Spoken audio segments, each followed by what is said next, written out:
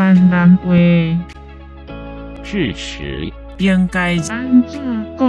安怎下后瞻。内容是从台湾闽南语常用词词典引用。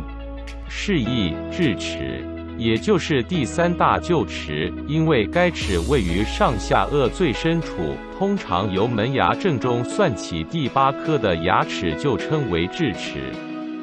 由于其萌出之时间长在16至20岁左右，恰好是发育过程中迈入成人、智慧较成熟的阶段，故称为智齿。请支持我，点击 subscribe， 然后再单击小铃铛，也不要忘了转发给您的朋友圈。谢谢，请点击下面观看同一系列的影片。